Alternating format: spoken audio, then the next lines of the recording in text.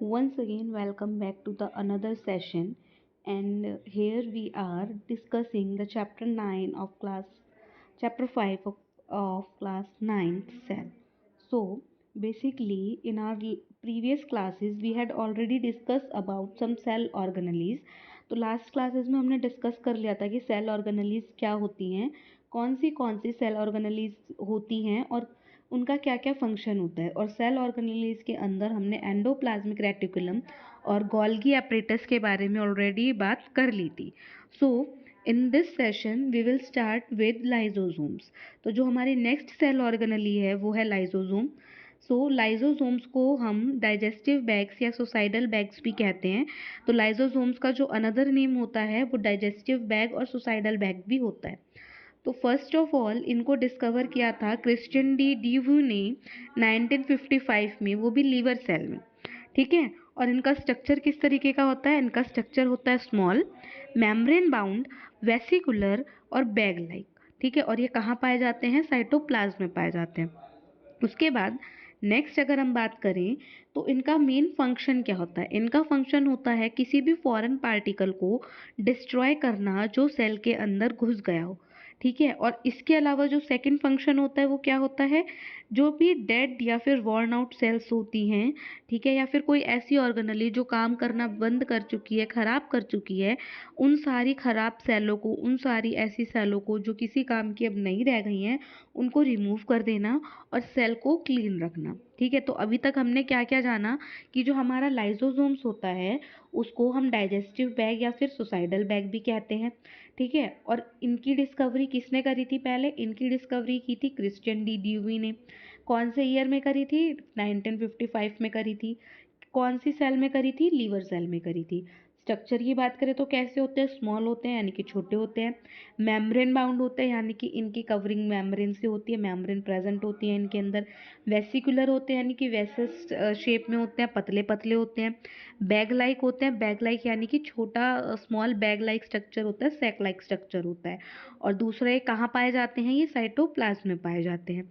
इनके फंक्शन की बात करें तो इनके तीन फंक्शन है। पहला फंक्शन है कि कोई भी फॉरेन पार्टिकल जो सेल के अंदर बाय मिस्टेक घुस आया है उसको ख़त्म कर देना, उसको डिस्ट्रॉय कर देना। ठीक है, दूसरा फंक्शन क्या होता है कि जितनी भी आपकी डेड सेल्स हैं या जितनी भी ऐसी सेल्स हैं जो खराब हो चुकी हैं उनको सेल्स में से रिमूव कर देना। और तीसरा सेल को क्लीन करके रखना, उनको साफ करके रखना। तो अगर हम यहाँ पर स्ट्रक्चर की बात करें, स्ट्रक्चर देखें सेल्स का, तो आपको दिखाई दे रहा होगा लाइजोसोम्स का स्ट्रक्चर आपको। ठीक है, इसमें स्मॉल सर्कल्स नज़र आ रहे हैं, ये इसके बैग लाइक स्ट्रक्चर होता है, ये दिख रहा है आपको।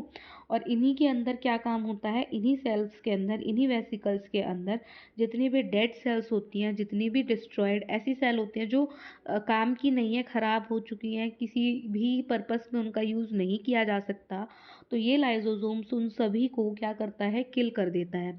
तो इससे, इसकी हेल्प से क्या होगा? इसकी हेल्प से ये होगा कि जितने भी वेस्ट मटेरियल है वो सारे के सारे वेस्ट मटेरियल सेल्स में से रिमूव हो जाएंगे। तो लाइजोसोम्स क्लियर हुए, लाइजोसोम का फंक्शन क्या होता है ये क्लियर हुआ। Is it clear? So, after lysosomes, the next cell organelle is mitochondria. So, basically, mitochondria is found in eukaryotic cells, यानी कि माइटोकॉन्ड्रिया यूकैरियोटिक सेल्स में फाइंड आउट होता है, यूकैरियोटिक सेल्स में पाया जाता है। ठीक है, इनकी अगर शेप की बात करें तो इनकी शेप रॉड लाइक इनका स्ट्रक्चर होता है, रॉड की शेप में इनका स्ट्रक्चर होता है। एंड लाइक अनदर और सेल ऑर्गेनेलीज ये भी साइटोप्लाज्म के अंदर प्रेजेंट होती हैं।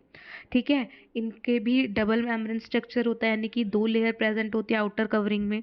माइटोकॉन्ड्रिया का अपना खुद का डीएनए होता है, अपना खुद का आरएनए होता है और अपने खुद के राइबोसोम्स होते हैं। और इस वजह से माइटोकॉन्ड्रिया के अंदर उसका खुद का प्रोटीन और उसके खुद के एंजाइम्स प्रेजेंट होते हैं। माइटोकॉन्ड्रिया को सेल का पावर हाउस भी बोला जाता है, बिकॉज माइटोकॉन्ड्रिया के अंदर ही सेलुलर रेस्पिरेशन के थ्रू एटीपी की फॉर्म में एनर्जी रिलीज होती है। एटीपी मीन्स एडिनोसाइन ट्राइफॉस्फेट, और यही एटीपी हमारी सेल्स को एनर्जी प्रोवाइड कराता है जिससे कि वो अपने फंक्शंस परफॉर्म करते हैं। और क्योंकि माइटोकॉन्ड्रिया के अंदर एटीपी प्रोड्यूस हो रहे हैं वो यूनिट जिससे सेल्स को एनर्जी मिल रही है वो यूनिट माइटोकॉन्ड्रिया के अंदर बिल्ट होती है। तो इसी वजह से माइटोकॉन्ड्रिया को सेल का पावर हाउस भी कहा जाता है। ठीक है, अब आगे बढ़े उससे पहले एक बार हम रिकॉल करते हैं कि अब तक हमने क्या क्या पढ़ा। तो माइटोकॉन्ड्रिया का जो स्ट्रक्चर होता है वो कैसा होता है, रॉड की शेप का होता है। ठीक है, कहाँ पर पाया जाता है माइटोकॉन्ड्रिया, माइटोकॉन्ड्रिया साइटोप्लाज्म में पाया जाता है। ठीक है, उसके अलावा कैसे ऑर्गेनिजम्स में पाया जाता है, यूकैरियोटिक सेल्स में पाया जाता है। तो जितने भी यूकैरियोटिक सेल्स होते हैं उनके अंदर माइटोकॉन्ड्रिया प्रेजेंट होता है। नेक्स्ट, माइटोकॉन्ड्रिया का डबल मेम्ब्रेन प्रेजेंट होती है, डबल मेम्ब्रेन स्ट्रक्चर है। दो लेयर प्रेजेंट होती है आउटर कवरिंग में, एक बाहर वाली कवरिंग होगी और उसके बाद एक और कवरिंग होगी। उसके बाद माइटोकॉन्ड्रिया का इंटरनल स्ट्रक्चर स्टार्ट होगा। माइटोकॉन्ड्रिया का अपना खुद का डीएनए होता है, अपना खुद का आरएनए होता है और अपने खुद के राइबोसोम्स होते हैं। इसके अलावा क्योंकि उनके अपने खुद के डीएनए, अपने खुद के आरएनए और अपने खुद के राइबोसोम्स होते हैं, इसी वजह से उनका अपना खुद का प्रोटीन होता है और अपने खुद के एंजाइम्स भी होते हैं। ये अपना प्रोटीन खुद ही बनाते हैं और अपने एंजाइम्स भी खुद ही फॉर्म करते हैं। इसी वजह से इनका किसी भी सेल के अनदर पार्ट के पे डिपेंडेंस नहीं रह जाती है। साथ ही साथ इन्हें पावर हाउस भी कहा जाता है सेल का। और ये सेलुलर रेस्पिरेशन के साइट होते हैं। यहाँ पर माइटोकॉन्ड्रिया के अंदर सेलुलर रेस्पिरेशन होता है, जिसकी वजह से एटीपी की फॉर्म में जो एनर्जी होती है वो रिलीज करने की वजह से इन्हें सेल का पावर हाउस कहा जाता है। तो माइटोकॉन्ड्रिया के अंदर ये सारी चीज़ें क्लियर हुई। ठीक है, अब ज़रा इसके डायग्राम के थ्रू इसके स्ट्रक्चर को और अच्छे से समझने की कोशिश करते हैं। So here we have diagram of mitochondria and you can see that in this diagram, जैसे कि इस डायग्राम के अंदर आप देख सकते हैं कि इस माइटोकॉन्ड्रिया के अंदर इसके खुद का राइबोसोम प्रेजेंट है। इसके अंदर दो मेम्ब्रेन प्रेजेंट है, एक आउटर मेम्ब्रेन एक इनर मेम्ब्रेन। इसके अंदर अपना खुद का डीएनए मॉलिक्यूल प्रेजेंट है। ठीक है, इसके अलावा जो इसका स्ट्रक्चर अगर आप देखें तो रॉड शेप का स्ट्रक्चर है। और यही सारी बातें भी हमने डिस्कस करी थी कि स्ट्रक्चर रॉड शेप का होगा, साइटोप्लाज्म के अंदर प्रेजेंट होगा, डबल मेम्ब्रेन प्रेजेंट होगी, अपना खुद का डीएनए, अपने खुद के राइबोसोम्स इसके प्रेजेंट होंगे। और ये सारी की सारी चीज़ें आप इसके डायग्राम के अंदर देख सकते हैं, सारी की सारी आपको डायग्राम के अंदर दिखाई दे रही होंगी। So after mitochondria, the next and another cell organelle is ribosomes. And ribosomes के बारे में हम ऑलरेडी डिस्कस कर चुके हैं कि राइबोसोम्स जो होते हैं वो हमारे प्रोटीन मैन्युफैक्चरर होते हैं, प्रोटीन को फॉर्म करना उनका मेन फंक्शन होता है। ठीक है, अगर हम इनके स्ट्रक्चर की बात करें तो उनका स्ट्रक्चर डेंस होता है। ठीक है, थोड़ा हैवी होता है, स्पेरिकल इन शेप होते हैं, सर्कुलर टाइप। जो आपने सेल के स्ट्रक्चर में स्मॉल बॉल्स टाइप स्ट्रक्चर देखा होगा वो spherical in shape. Granular particle like होते हैं, फ्री पार्टिकल होते हैं जो कि आपके एंडोप्लाज्मिक रेटिकुलम से अटैच्ड होता है। जब हमने रफ एंडोप्लाज्मिक रेटिकुलम की बात करी थी उसी के अंदर हमने डिस्कस किया था कि रफ एंडोप्लाज्मिक रेटिकुलम के सरफेस पे छोटी छोटी बॉल्स प्रेजेंट होती है जिनको राइबोसोम्स कहा जाता है। तो बेसिकली साइटोप्लाज्म के अंदर जहाँ पर एंडोप्लाज्मिक रेटिकुलम प्रेजेंट होता है वहीं पर कुछ राइबोसोम प्रेजेंट होते हैं और बाकी के जो राइबोसोम्स होते हैं वो साइटोप्लाज्म में फ्रीली रैंडमली कहीं पर भी प्रेजेंट हो सकते हैं। राइबोसोम्स के अगर मेन फंक्शन की बात करें तो राइबोसोम्स का जो मेन फंक्शन होता है वो सिर्फ और सिर्फ प्रोटीन सिंथेसिस का होता है, प्रोटीन फॉर्म करना उनका मेन फंक्शन होता है। राइबोसोम्स की तरह एक और सेल ऑर्गेनेली प्रेजेंट होती है जिसको हम बोलते हैं वैक्यूल्स, जो बेसिकली एनिमल्स के अंदर बहुत स्मॉल साइज में प्रेजेंट होती हैं एंड प्लांट्स के अंदर लार्ज साइज में प्रेजेंट होती है। अगर वैक्यूल्स की बात करें तो वैक्यूल्स भी मेम्ब्रेन बाउंड स्ट्रक्चर होता है, sac like bag like structure होता है और ये भी साइटोप्लाज्म के अंदर पाया जाता है। और अगर हम इसकी बात करें तो इसके अंदर एक सॉलिड या फिर लिक्विड मटेरियल फिल होता है जिसको हम सेल सैप कहते हैं। और इसका जो मेन फंक्शन होता है वो होता है सेल को रिजिडिटी या फिर टर्जिडिटी प्रोवाइड कराना या फिर उसके सेल के अंदर जो ऑर्गेनिक मटेरियल है उनको स्टोर करके रखने का काम प्रोवाइड करना। अब अगर हम एनिमल्स के कंपैरिजन प्लांट्स के साथ करें तो प्लांट्स को ज़्यादा रिजिड, ज़्यादा टर्जिडिटी की ज़रूरत होती है।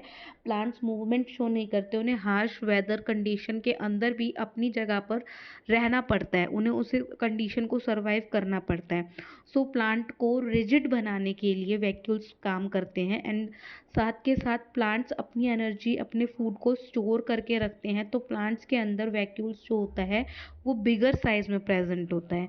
ठीक है, आई बात समझ में? तो अगर हम बात करें, अभी तक हमने वैक्यूल्स के बारे में क्या क्या जाना, तो वैक्यूल्स जो होता है वो मेम्ब्रेन बाउंड स्पेस होता है। कहाँ पाया जाता है? साइटोप्लाज्म में पाया जाता है। एनिमल की अगर बात करें तो उसमें स्मॉल साइज का होता है, प्लांट्स की बात करें तो उनमें लार्ज साइज का होता है। और आपके वैक्यूल्स की अगर हम बात करें तो वैक्यूल्स के अंदर या तो सॉलिड वेस्ट प्रेजेंट होता है या फिर या तो सॉलिड मटेरियल प्रेजेंट होता है या फिर लिक्विड मटेरियल प्रेजेंट होता है, जिसको हम क्या कहते हैं? सेल सेप कहते हैं। ठीक है, और इसके अगर फंक्शन की बात करें तो इसका फंक्शन क्या होता है? पहला फंक्शन होता है ऑर्गेनिक मटेरियल्स को स्टोर करना, दूसरा सेल को टर्जिडिटी या फिर रेजिडिटी प्रोवाइड कराना। और ऐसा जैसा कि हम सबको पता है कि प्लांट्स को ज़्यादा टर्जिडिटी या ज़्यादा रिजिडिटी की ज़रूरत होती है, तो प्लांट्स के अंदर जो वैक्यूल्स का साइज होता है वो एनिमल्स की कंपैरिजन में बिगर होता है। Got it?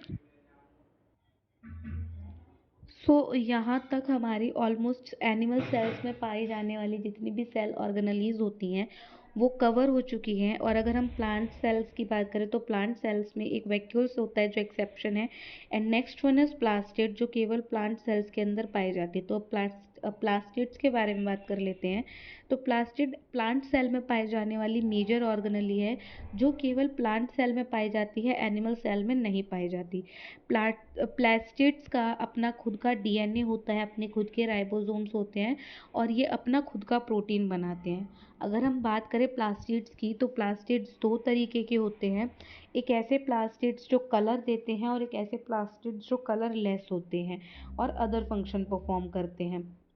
तो बेसिकली प्लास्टिड की अगर हम बात करें तो इसमें जो क्रोमोप्लास्ट होते हैं वो हमारे कलर्ड प्लास्टिड्स होते हैं, जिनका काम फ्रूट्स या फिर फ्लावर्स को कलर प्रोवाइड कराने का होता है। ठीक है, और क्रोमोप्लास्ट के अंदर तीन तरीके के पिगमेंट्स पाए जाते हैं। पहला होता है क्लोरोफिल, दूसरा होता है कैरोटेनॉइड्स, तीसरा होता है ज़ैंथोफिल्स। क्लोरोफिल ग्रीन कलर का पिगमेंट होता है, कैरोटेनॉइड येलो कलर का पिगमेंट होता है और ज़ैंथोफिल ऑरेंज कलर का पिगमेंट होता है। और इसमें से एक बहुत कॉमन प्लास्टिड है जिसको हम क्लोरोप्लास्ट बोलते हैं, जो ग्रीन कलर का होता है, जिसकी वजह से लीव्स को ग्रीन कलर मिलता है, उसे हम क्लोरोप्लास्ट बोलते हैं। इस क्लोरोप्लास्ट के अंदर क्लोरोफिल नाम का एक पिगमेंट प्रेजेंट होता है और यही क्लोरोफिल है जो फोटोसिंथेसिस में हमारी प्लांट्स की हेल्प करता है। तो क्रोमोप्लास्ट की अगर हम बात करें तो क्रोमोप्लास्ट कलर देने वाला प्लास्टिड किसको कलर देता है? फ्रूट्स एंड फ्लावर्स को कलर देता है। क्रोमोप्लास्ट में कितने तरीके के पिगमेंट होते हैं? तीन तरीके के पिगमेंट होते हैं। कौन से?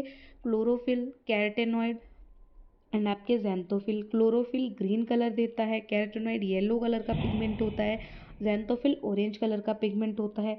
क्लोरोप्लास्ट प्लांट के अंदर बहुत ही यूज़फुल वो है जिसके अंदर क्लोरोफिल प्रेजेंट होता है, एंड क्लोरोफिल आप बचपन से फोटोसिंथेसिस के प्रोसेस में यूज़ होता है, पढ़ते हुए आ रहे हैं।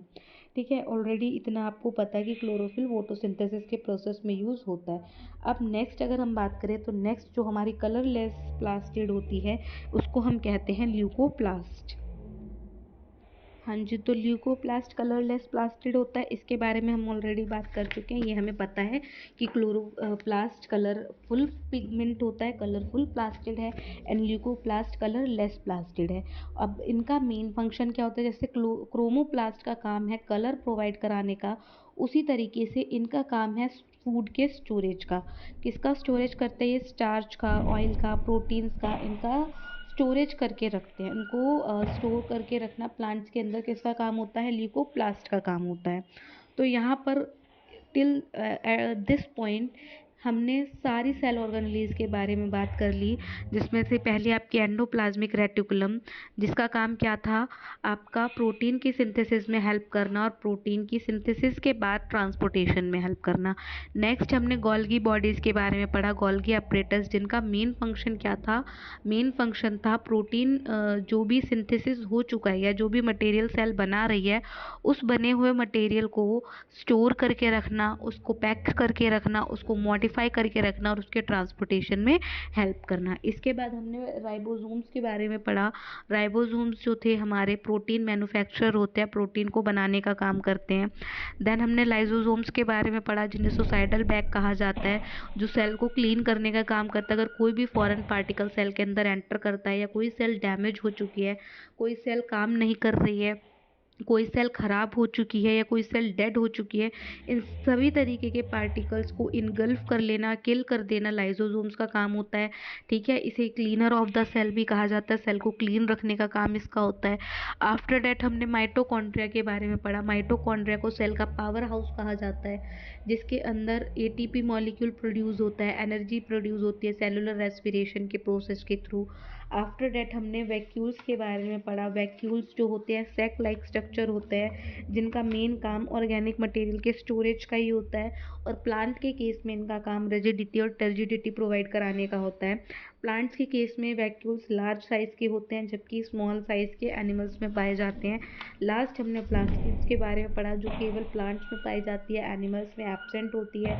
दो तरीके की होती है, chromoplast and leucoplast. Chromoplast colourful, leucoplast colourless. Chromoplast में 3 तरीके के पिगमेंट होते हैं, कलर प्रोवाइड कराना इनका मेन काम होता है। इन तीनों पिगमेंट की बात करें तो इसमें पहला होता है क्लोरोप्लास्ट, दूसरा कैरेटिनॉइड्स, तीसरा ज़ैंथोफिल। क्लोरोप्लास्ट के अंदर एक मेन पिगमेंट आता है जिसको हम कहते हैं क्लोरोफिल, और ये क्लोरोफिल ग्रीन कलर प्रोवाइड कराता है और साथ के साथ आपकी फोटोसिंथेसिस के प्रोसेस में हेल्प करता है। और ल्यूकोप्लास्ट की अगर हम बात करें तो ल्यूकोप्लास्ट जो होता है वो हमारे आपके जितने भी फूड या न्यूट्रिएंट होते हैं, जैसे कि स्टार्च हो गया, ऑयल हो गया, प्रोटीन हो गया, इनके स्टोरेज का काम जो होता है वो कौन परफॉर्म करता है? ल्यूकोप्लास्ट परफॉर्म करता है। तो यहाँ पर cell organelles finish. Next session में हम बात करेंगे स्ट्रक्चर ऑफ सेल्स के बारे में, सेल के स्ट्रक्चर के बारे में, सेल के कौन कौन से मेन कंपोनेंट होते हैं, कौन कौन से मेन फीचर हैं, उनके बारे में हम जानेंगे, उनकी डिटेल पढ़ेंगे। उसके बाद इसमें एक इम्पॉर्टेंट टॉपिक है difference between animal cell and plant cell. Plant cell और एनिमल सेल के बीच का डिफरेंस आपको क्लियर होना चाहिए। कुछ मूवमेंट्स हैं, इन कुछ डेफिनेशंस हैं जो इस चैप्टर से रिलेटेड आपको पता होनी चाहिए। एंड आफ्टर डेट ये चैप्टर जो है हमारा ऑलरेडी फिनिश हो जाएगा। सो फिलहाल इस लेक्चर के लिए आज इतना ही। Take care and bye bye.